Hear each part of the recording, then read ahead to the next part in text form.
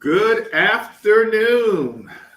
This is the Wednesday after 4th of July. Hopefully everybody had a great 4th of July. Got a lot of relaxation. I want to talk today on this live on my podcast about being an agent investor. And I've been studying this topic my whole career, because my whole career I've been an agent investor. But one thing that I've seen is that the real estate agents that also invest, in most cases, become millionaires. And the agents that don't, live commission to commission. In their later years, they have to get supplemental income. And we're around as real estate agents, being in the real estate industry. We're on the front line of really investment opportunities. I mean, real estate investors contact us. They contact my agents to help them find deals. And so why don't you, take advantage of those opportunities? The way I got started in real estate was through investing. I was 17 years old. I was thumbing through an encyclopedia the summer before my senior year in high school. And I came up against this quote that I read over and over and over again. The quote was by this gentleman by the name of Andrew Carnegie. And it said 90% of all millionaires become so through investing in real estate.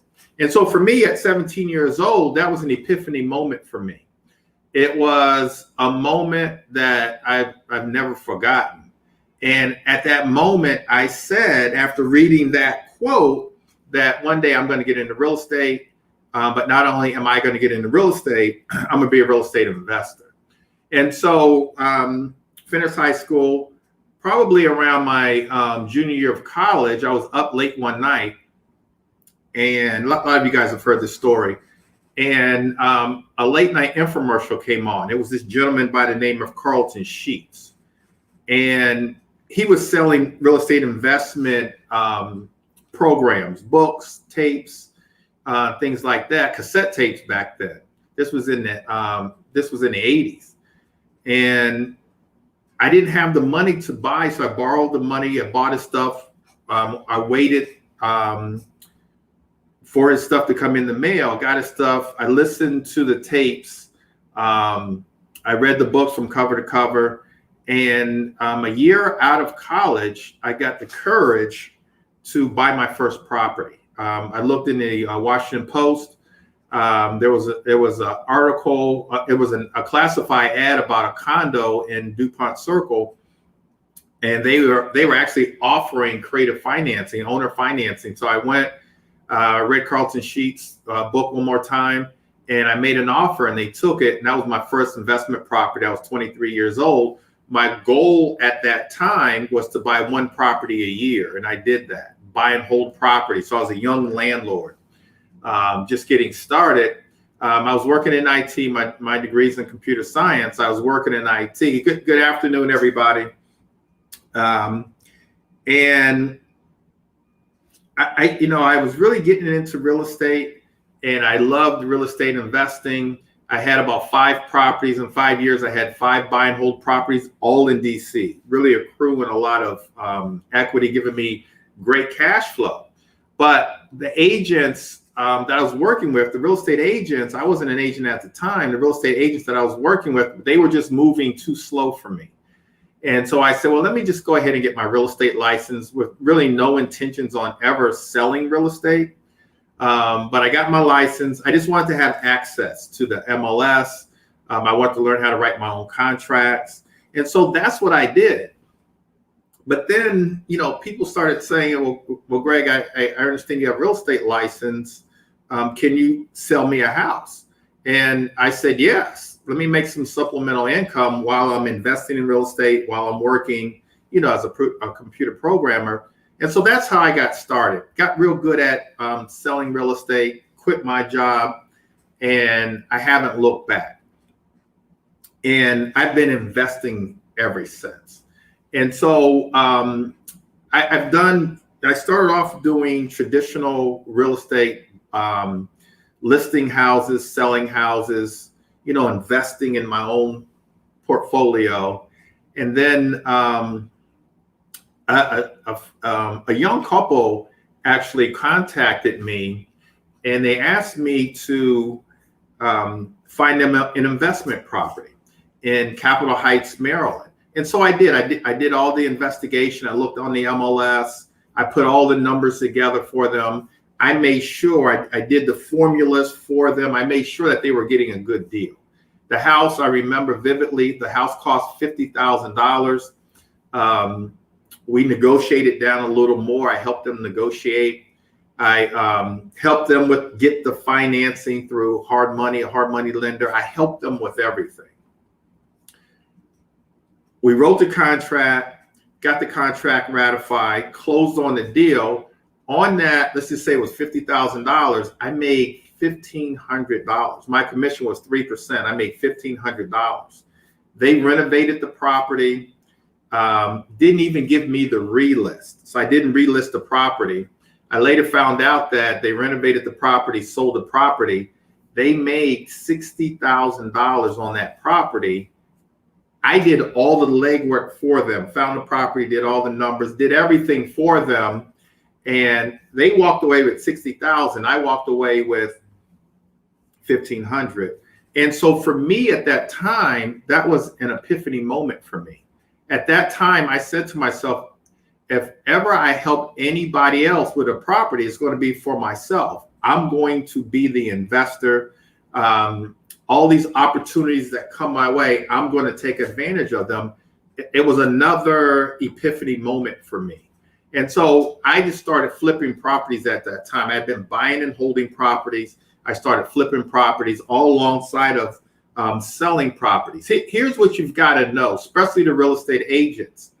And this is a brutal fact, that you will never, ever become wealthy just listing and selling real estate. Never, never, ever. You have to also invest in real estate. You've got to be a real estate investor. Again, and I'll say this a few times, as real estate agents, we're on the front line of the opportunities. I got a call Saturday. I think it was Saturday. I got a call Saturday from actually one of my old agents. She wanted to list her property. And she said, Greg, what should I list the property for?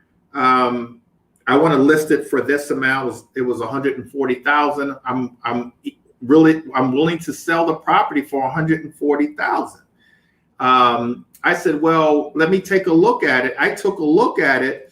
That what we call the after repair value. Once the house is fixed up, it's $280,000. She wanted to sell for $140,000. I said, I'll give you $145,000 as an investor. You don't even have to put the property on the market, spend money on commissions. I can close in 2 weeks. We're signing a deal today. We're signing a contract today, but it was only because I've got that mindset of investing. I've got that mindset of building generational wealth, and that's what you're going to have to do. You've got to learn. And I'm going to go over today in this short period of time that I have you guys, the mindset that you need to have and the education. But I've kind of trained myself over the years to be able to analyze different opportunities so that I can build wealth. And instead of building wealth for other people, I can build wealth for me and my family. I often say that, look, guys, we've got to build generational wealth. We've got to build a legacy for our family. It takes one person, just takes one person in that family to make that sacrifice. That sacrifice meaning to take a little bit of risk, to get educated, but then to learn how to build wealth. For me and my family, it's me. It's me. I'm the chosen one. I've taken it on myself. I put it on my shoulders. I'm the chosen one. I want you to be the chosen one for your family. Most of us, we're not born with a silver spoon in our mouths. Most of us are born with humble beginnings, but that doesn't mean that we've got to stay in those situations. As a real estate agent, we have access. Sky's the limit. you can get into flipping properties, buying and holding properties, and wholesaling properties. And I'll go through those strategies in a minute. But we've got to educate ourselves. I have, there's an agent friend of mine. He's actually a broker in Tennessee, and he owns a brokerage. He has a team. He owns a brokerage, one of the top brokerages in the country. But guess what else he does to supplement that? He's a builder. He builds houses. He buys land and he builds houses as another stream of income. He's a real estate investor. I've got an investor, agent investor, that is in my brokerage. He's the #1 flipper. He buys properties, fixes them up, and sells them. He's #1 in Washington, D.C. area. He's not happy with just his real estate commissions, you guys. He wants to also he knows that there's a bigger pot of gold investing. And so he only invests now where if he can't make $1 million on a flip, he doesn't buy the property. He wants to actually buy the property. He's built himself up through credit, through past experience, through education, through lines of credit. He's built himself up where he can buy for $1 million and sell for 2.5 or 3 million, primarily in the Washington, D.C. area. If he can't make $1 million now, he doesn't buy. And guess what? He turns down business. He's branded himself such that he's getting a lot of deals, primarily from real estate agents, and he's flipping properties. And so he's kind of shifted his business to, at one time he was doing 1 or 2 flips a year and selling, maybe 30 or 40 houses a year.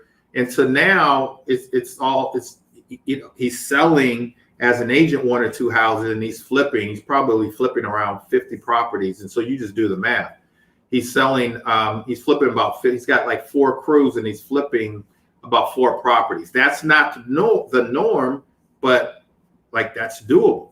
Like that's very doable. The average flip in our area is about $100,000.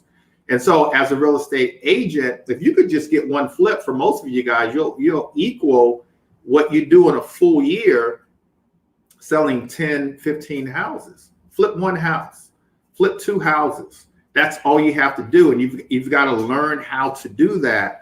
On the flip side of that, I've seen agents, really good agents, who've made great living, 6-figure living for the last 10, 15 years, but didn't choose to also invest, that are now kicking themselves, that are now trying to supplement their income. I know one that's actually driving for Uber, where she used to be the #1 real estate agent in our area, but just only focused on that one income.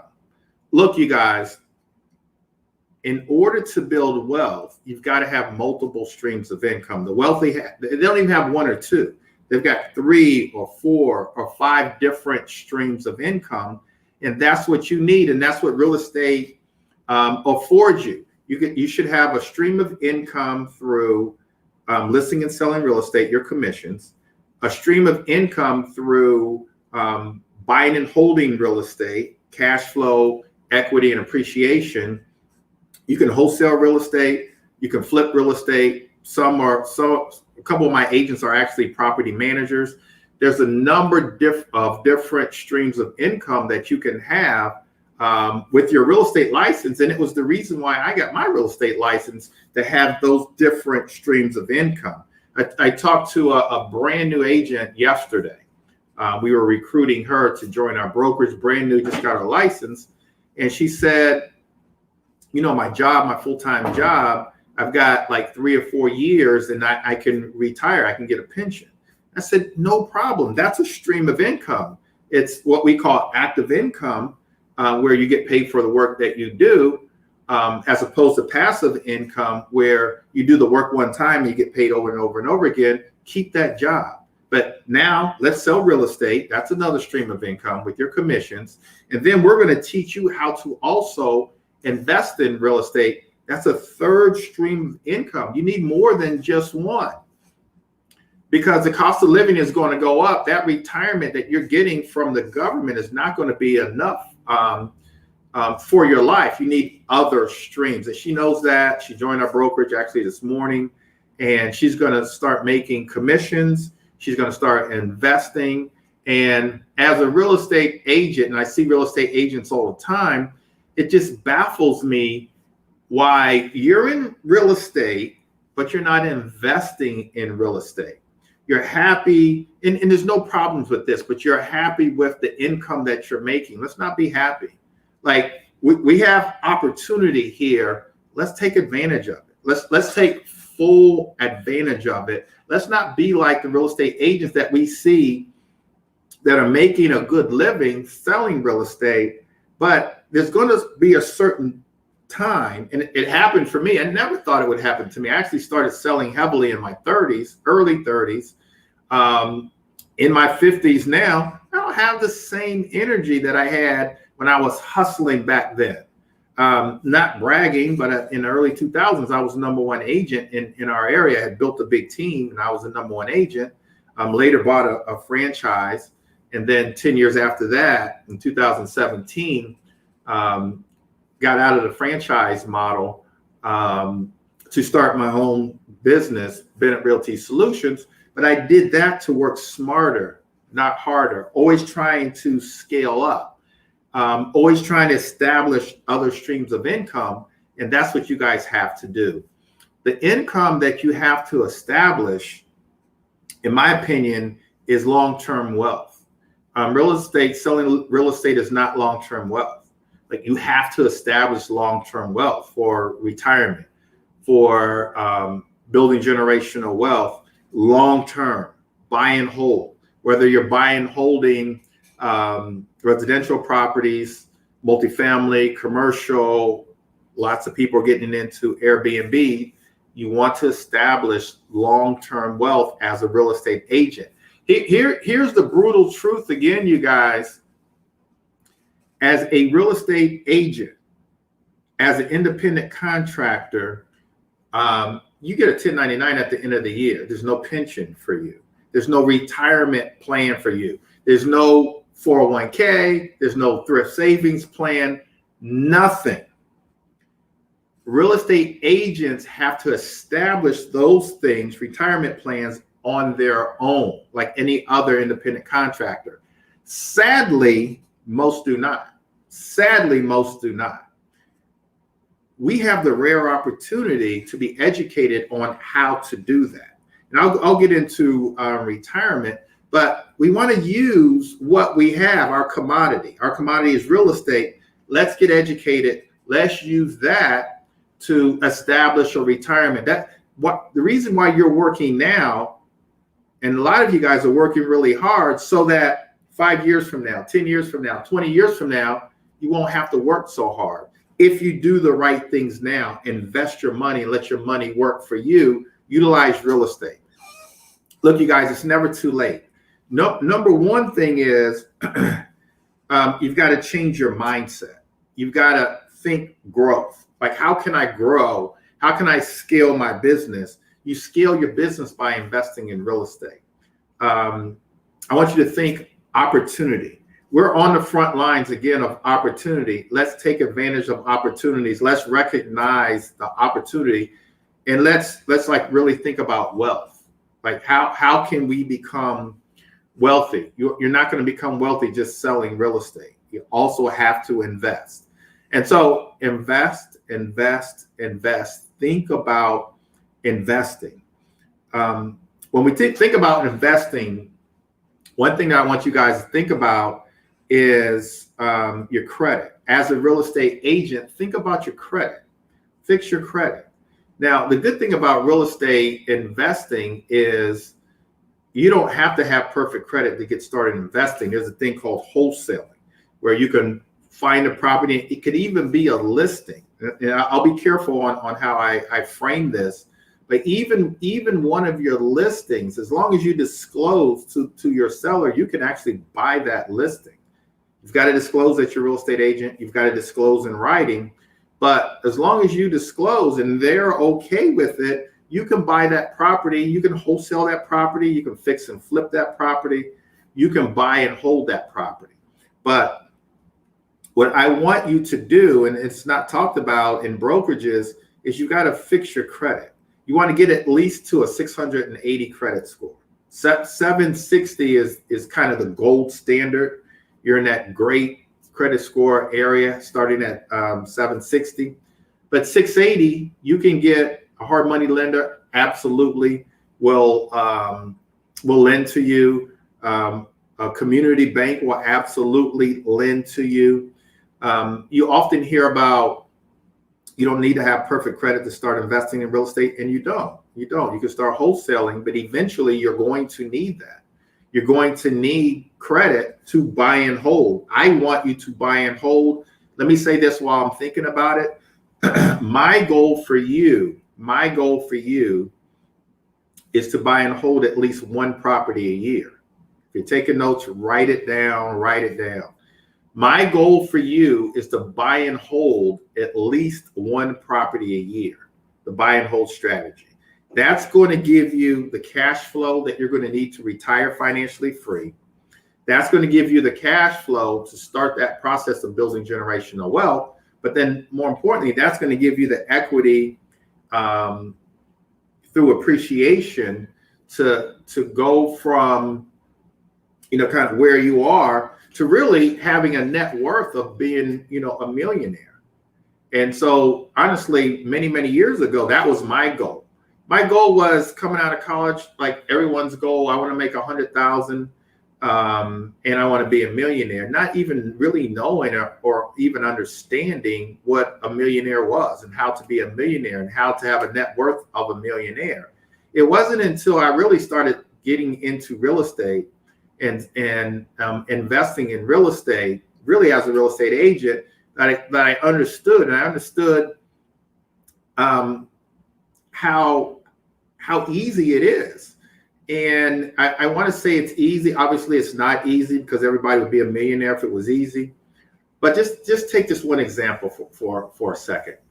You buy a property, as I have done, and let's say it's in an area where you're getting high appreciation, 10%, 20% appreciation. And we've experienced that here in our area a couple times over the last 20, 25 years, 20% appreciation. We're getting that now, actually. I don't know how long it's going to last because of the pandemic. But if you have a property, let's say, for example, I just bought a property about 2 or 3 years ago in the Deanwood section of Washington, D.C. for $200,000.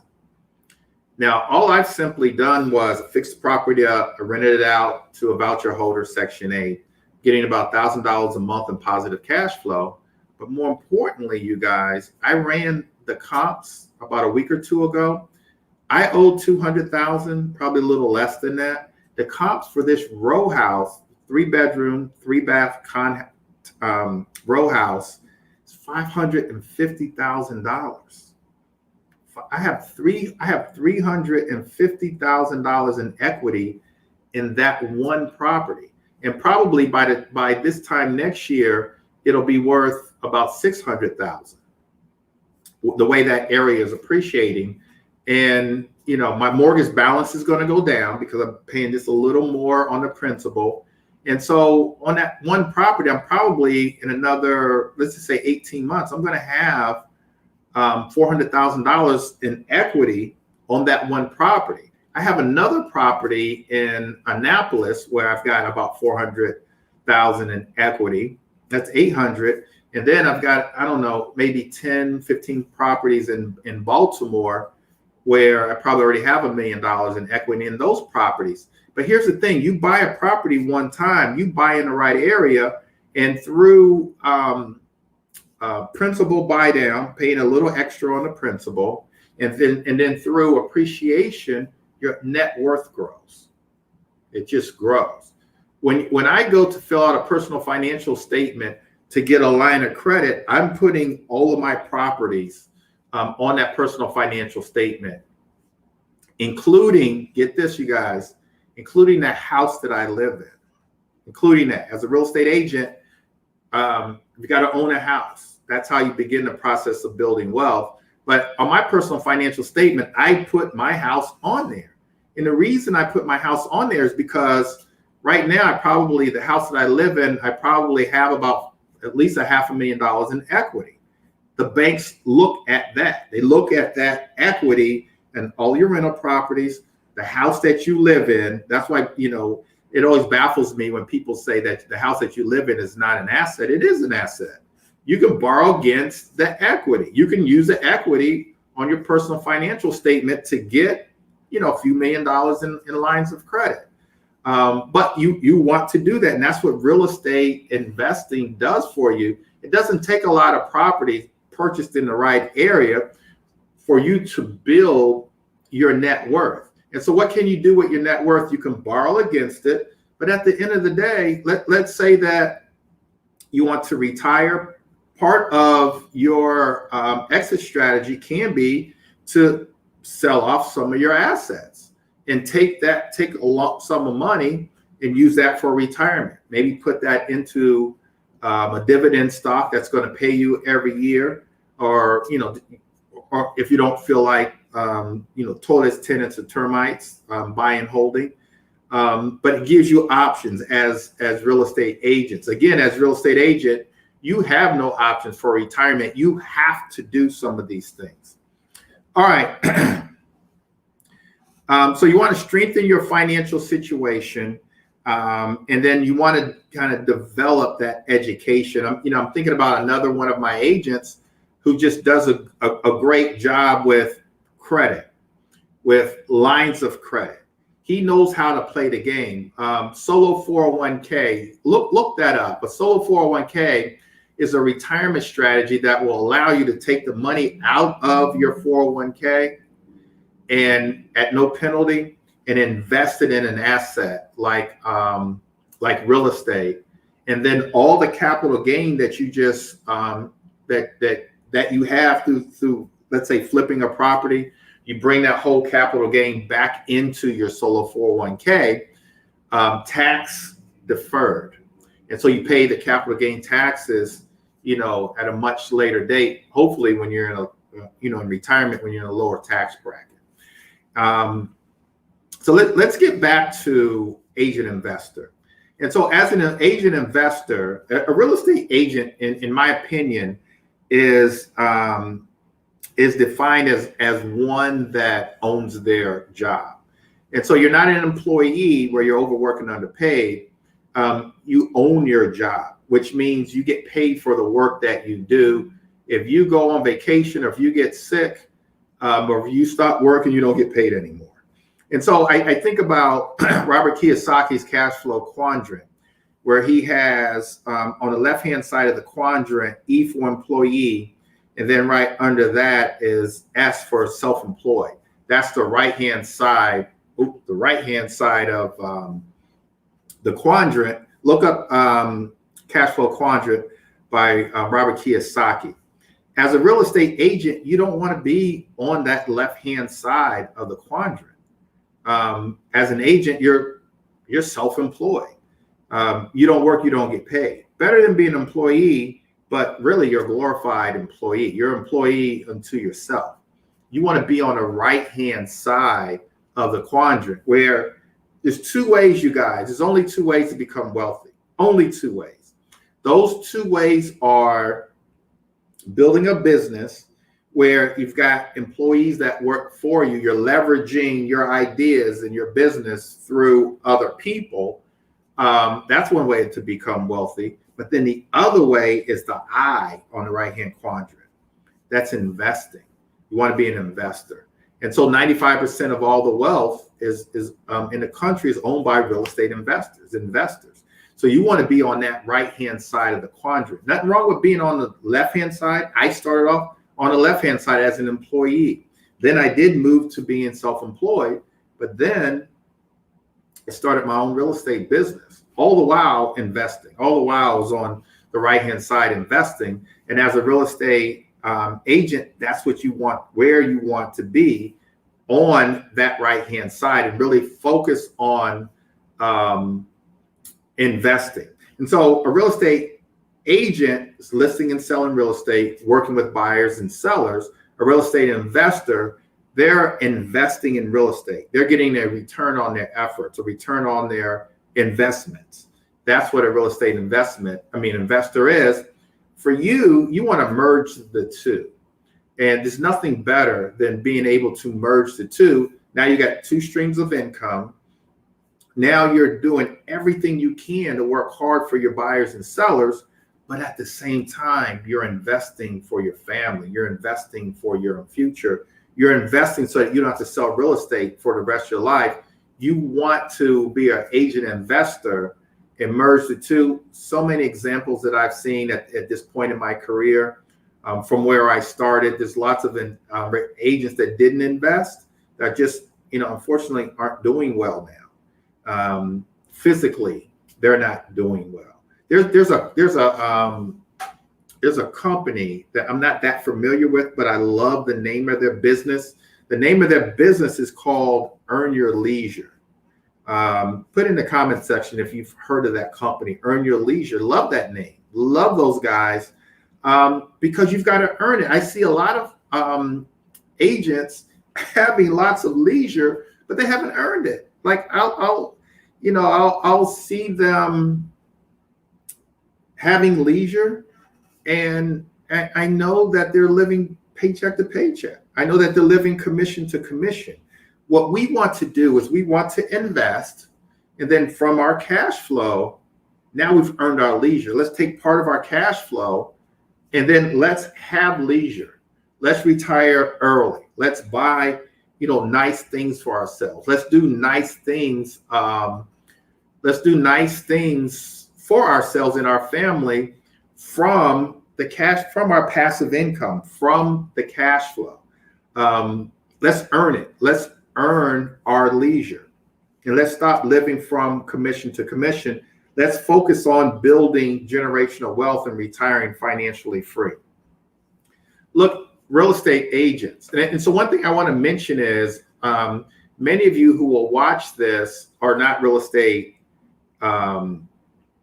agents, but you want to be a real estate investor. You don't have to be a real estate agent in order to be a real estate investor, but I highly recommend it. And it's for the reason I even got into real estate is because my real estate agents were moving too slow for me. I want to control my destiny. So I got my real estate license to be a better real estate agent and to have better access. As a real estate agent investor, we're going to market the same way.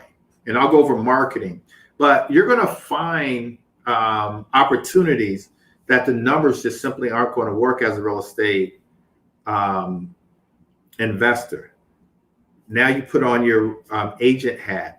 The motivated seller still wants to sell the house. If you have a license, now you can list the property and make a commission.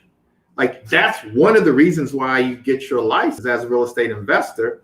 Get your license so that most of the opportunities, it's a numbers game.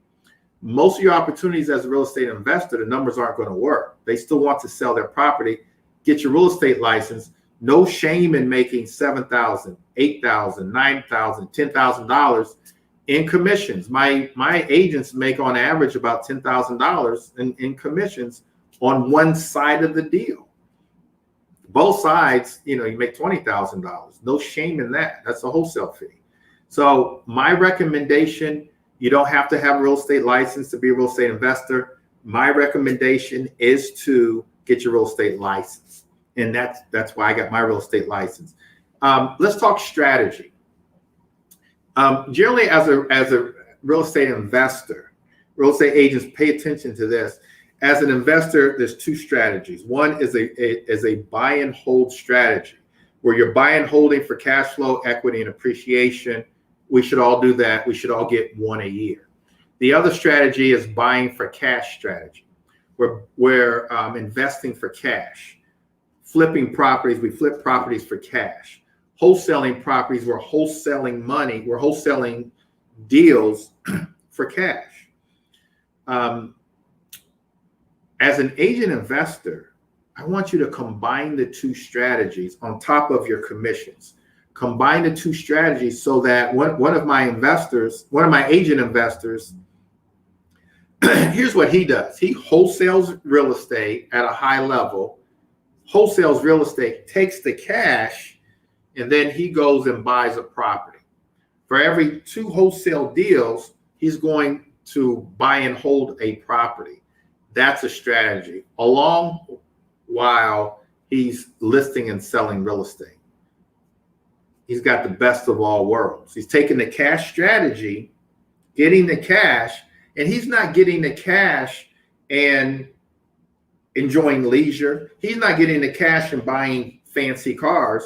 As a matter of fact, it's the exact opposite. What he's doing is getting that cash and he's investing that cash. Take some of the commissions. And so what I did was, when I was selling real estate at a high level, I wasn't wholesaling. I was just taking my commissions, and I would take some of my commissions and buy and hold real estate, or take some of my commissions and flip real estate. And so that's what you have to do. Those are the strategies: buying and holding, fixing and flipping, and wholesaling real estate. I'm not going to take a deep dive in those areas for now. That's not what this is about. But those are basically your strategies. As a real estate agent, you've got to learn the strategies. Like, you've got to learn the strategies. How do you learn? How do you learn? Education is the key. You've got to educate yourself. In order to be an agent investor, you guys, you have to educate yourself. And so, looking at podcasts like this one, or Facebook Live, mastermind, joining masterminds, going to meetups, joining RIA groups, or going to RIAs. They're starting to open up. I have a meetup, and the first week of I think it's either the first Monday or the first Saturday of next month, we're going back. We haven't been, we haven't done it in 18 months since the pandemic, but we're going to have our first one. I think it's either the first Saturday or first Monday. You've got to come out and network with the people and learn. Having a coach, having a mentor, reading books, those are the best ways of getting educated. And then, you guys, you've got to be like me. You've got to educate yourself. You've got to spend money on education. Like that's what I did. Later on, I did that. But initially, I bought Carlton Sheet stuff. I didn't have the money. I was in college, bought his stuff. You've got to pay to get educated. Like, I will challenge anybody in a conversation on what's more, and I have a college degree, but what's more valuable, a college degree versus getting a real estate license, joining masterminds, paying for a coach, having a mentor. Which one is more valuable? And I will argue all night long that getting your real estate license, which in most cases is $200, as opposed to $200,000 getting your degree, but just having a focus on real estate, and then joining a mastermind, having a coach, having a mentor, that's more valuable than a college degree. I'll argue that all day long, even though I've done both, but you got to get educated. You have to get educated, and you've got to put yourself out there. You've got to join. You've got to get accountability partners. And so in my coaching program, we give you an accountability partner. We give you a platform of resources. You've got to get the resources, tools, and support. You've got to get a good coach that's going to hold your hand as an agent investor. Look, you guys, as I said earlier, you're going to run tired of listing and selling real estate. It's like, it's going to get old. It's going to get tired. And for some like me, you're going to need new challenges. Real estate investing is the key. One thing that I want to say, and I've said it already, as an agent investor, you guys, as an agent investors, if you're taking notes, write these 3 words down. As an agent investor: disclose, disclose, disclose. Whenever you're writing a contract, and we have investor contracts, or if you want to use the board approved contract, whenever you're talking to a motivated seller, whether it's a probate deal, whether it's a pre-foreclosure, you've got to let them know that you're a real estate agent. You've got to disclose, and you have to disclose in writing. Every contract, it's a boilerplate in our contracts that you can check whether you're a real estate agent or not. You want to protect yourself. You want to make sure that you disclose that you're a real estate agent, and that you're a real estate, that you're an agent investor. When you're talking to motivated sellers, especially in the state of Maryland, especially if they're in pre-foreclosures, you've got to let them know what your initial intent is. And so there's something called PIFA laws in the state of Maryland, where as a real estate agent, you can't, if you know that their house is getting ready to go to foreclosure, and you approach them as a real estate agent, but then you try to strip them of their equity and not sell the house, then you can actually go to jail for that. That's against what's called PIFA. But as a real estate agent, if you disclose that you're a real estate agent, but you tell them in the first conversation that I'm also an investor and I want to buy your house as an investor, then you're fine. Then your intentions are pure. You're not trying to trick anybody. And that's only in the state of Maryland. That's not a federal law. But I thought I would mention that. Agent investor, in terms of marketing. As an agent investor, we market the same way as a traditional agent. And so we're branding ourselves. And so here's what I did. I always market myself for listings. So if you're taking notes, write that down. You're a listing agent. And so you're a listing agent for a lot of reasons. Number one, you have the opportunity to get both sides of the deal, 6% commission. Number two, you're spending less time, less than half of the time with the seller than you are with the buyer. So, it's just better with your time. But more importantly, as an agent investor, listings also can be investment opportunities. And so I would market in areas where I knew that would make for good investment opportunities in neighborhoods that were older neighborhoods. I love neighborhoods that are 50 to 100 years old. In Washington, D.C., 100 years old is all day long. But in areas that are 50 to 100 years old, those type of neighborhoods, because you can buy low and sell high, I would market for listings in those areas, probably about 10 to 15% of the time, which is a high percentage. 10 to 15% of the time that I would get a call, the numbers would work as an investor. So I would just simply say, I'm a real estate agent, love to list your house. I'm going to do everything I can to list the house because I'm marketing myself in that manner. But if I see if it's a listing, if it's an investor opportunity, I would simply say, well, look, I can have an investor purchase the property. You can sell the property as is. And if they said that's okay, I would just simply say, oh, by the way, I'm an investor too. I would be interested in purchasing your property. I had a property that I went to go list many years ago in Temple Hills, Maryland. She just wanted to unload the property, sell the property. She already had purchased the property in Virginia. She said, Mr. Bennett, I don't want anyone to look at my property. I'm selling the property as is. I want to sell the property to an investor because I don't want to do anything to the property. I've got a lot of equity and I just want to get rid of the property. And I said, okay, that's fine. I said, well, I'm an investor. Are you okay with me buying the property? And she said, yes. And so I made her sign that she understood that I was an investor.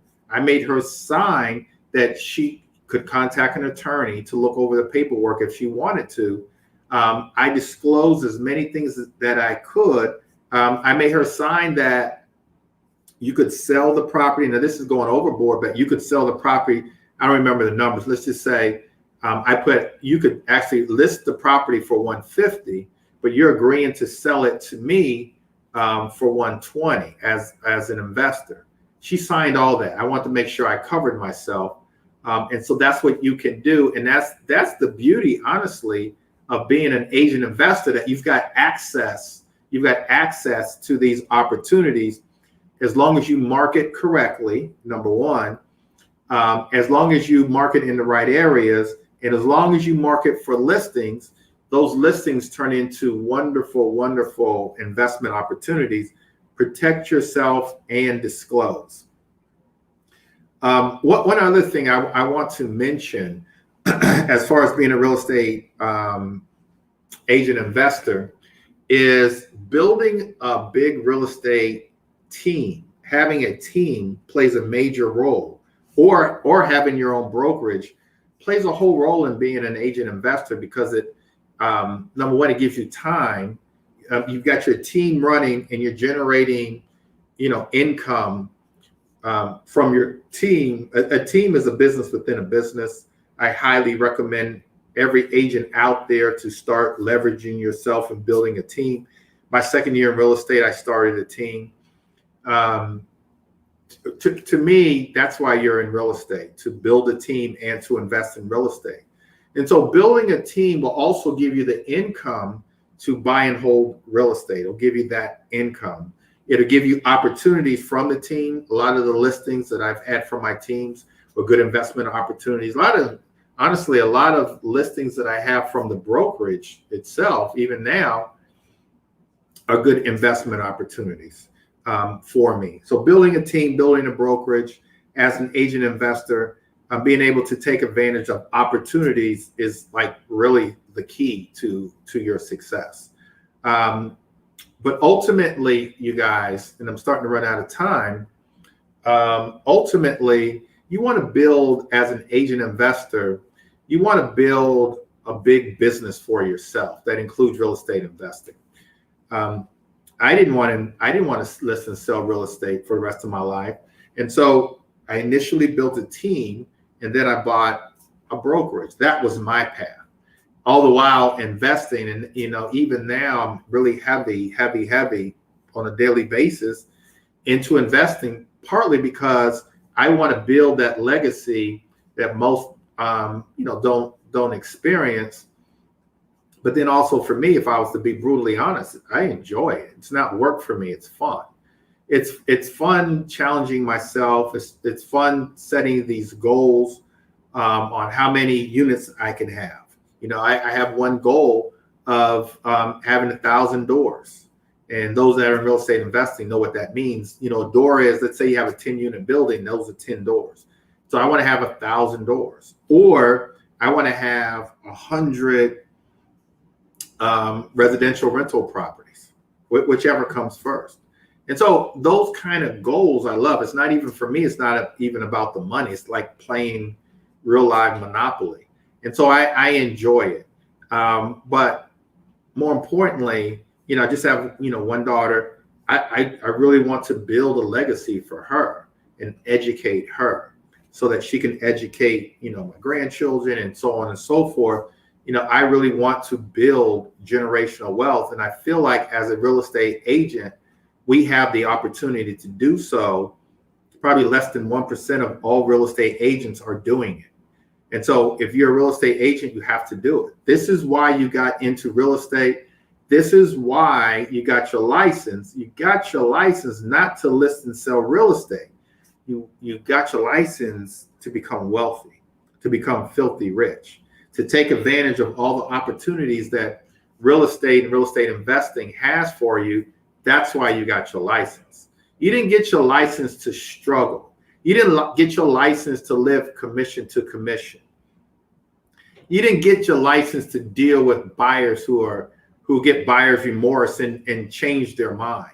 That's not why you got your license. You got your real estate license to have multiple streams of income, to be wealthy. And you have no excuse. There's resources out here so that you can become wealthy. You just got to take the first step. You got to say, I want it. You've got to change your mindset. For some of you, you've got to change the people who you're hanging out with. You've got to surround yourself with like-minded people. But look, you guys, there's podcasts. There's masterminds that you can join. There's coaches and mentors. There's books. There's me. I'm happy. I want to bless you so I can get my blessings as well. Let's get it. Let's go. Let's get it. That's why you got your real estate license. didn't get our real estate license to be dealing with buyers and sellers for the rest of our lives and dealing with that drama. We got our real estate license. For some of you guys, you got your real estate license to earn your leisure. Love the name of that company, to earn your leisure. Let's have leisure, but let's have leisure off of our investments, from our cash flow. Let's get the investments. You know, every so often, maybe every 3 or 4 months, 6 months, sometimes even a year, I get great satisfaction running the comps on my properties. This is personal to me, but I get great satisfaction looking to see how much, you know, wealth I'm building through appreciation on my properties. And it just takes one, and it just takes a mindset. And so the last thing I want to talk about, you guys, and I know of, got a couple minutes here. And we talked about how you get started. You get started educating yourself, but I think more importantly, you get started with that mindset. You get started with getting your finances. And so I want to talk a little, just a couple minutes about that. The first thing with finances is credit. Like, let's get your credit up. We don't talk enough about credit. There's not enough discussion about credit, but I want you to get your credit score up and do whatever it takes. There's wonderful, wonderful companies out here that will help you get your credit score up. Inbox me, DM me. I can help you lead the way, but you got to get started. I remember I was at a convention. I owned a franchise. I was at a convention probably about 5 or 6 years from now. I had been recovering from the recession. Prior to the recession, I had 800 credit scores. Going through the recession, in years after the recession, the recession just hit me hard. It just really hit me hard. Had to sell off some of my properties. Income was cut in half, but income was cut more than in half. I was recovering. Went to a convention, real estate convention. They had there was a credit repair company that was at, they had a booth there. They had vendors, had a booth, credit repair, read about the company. And I said to myself, when I get back, I'm going to spend the money. It wasn't even a lot of money. I think it was like maybe $100 a month to help them fix my credit so I can fully recover from this recession. And at the time, let's say my credit score is probably around 500. After just 6 months, like, my credit wasn't as bad as I thought it was. 6 months, my credit score was in the 700s. And they had a program that was just automated, that they were just sending letters to creditors and fixing things. And it was all automated at that time. And I looked up 6 months later and I'm like, wow, like, I should have did this a long time ago. They disputed this and that. You guys can do the same thing, because having a good credit score, and just good, not great, but having a good credit score, you guys, gives you power. It gives you the power to invest. It gives you the power to, when you guys are going to buy a house, even if you're living in it, they look at your credit score. They determine the interest rates by your credit score. Credit cards, and I'm not a big advocate for credit cards, but credit cards, if you pay them on time, they boost your credit score. But you can get the best credit cards. They just got a platinum American Express. A year ago, I got the black card, and I'm not bragging. I'm just telling you guys this. I got the black card from Navy Federal. I think it's called their platinum card. Having your credit and having a good credit score, even a great credit score, changes things in your life. Now you begin the process of really being able to finance and build generational wealth.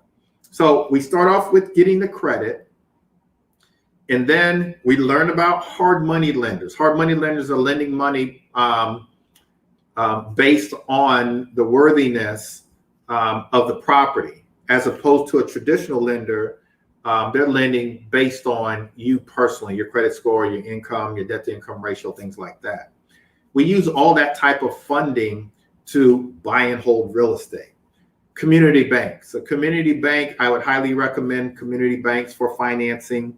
I teach creative financing strategies so that you can actually buy properties. As I bought my first property, you can actually buy properties without even going out getting a loan.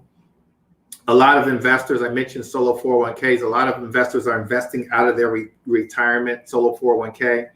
And then the last thing I want to mention as far as investing and financing is the BRRRR method, where we're buying properties. One of my investors that I coach called me this morning. She said, Greg, I've got an 800 credit score. I've been going to these banks. I want to buy and hold, but nobody will finance me. I can't get any financing. Here's what I told her to do. Find a property, then get a hard money lender. Hard money lender is lending to you based on the merits of the property, not you. They are going to look at your credit score, but they're lending based on the merits of the property. We help you find a property. You get a hard money lender to lend you the money. Then you renovate the property, you rent the property, and then now, since you've rented the property, when you go to refinance, there's so many, and I have one in-house, there's so many companies that will do a no-doc loan. All you're doing is showing a 680 credit score, and they will finance you. And a traditional lender, like our in-house lender, will finance you now based on the property, based on your rental income. You've rented the property out. They lend to you based on that. Look, you guys, and then you repeat the process. You refinance, pay back the hard money lender, pay back yourself if you have to, pay back a private lender. Now you own this property, and in the end, you have none of your own money in this property. Now you have a rental property. There's no excuses, you guys. That's the BRRRR method, BRRRR. Google it, the BRRRR method, look that up. There's no excuse not to be able to buy a property. I teach that all day long. Look, agent investors, the time is now. Like, let's go. The time is now. I do want you to service your buyers and sellers. It's a stream of income. Do that. But I want you to keep your eye on investment opportunities.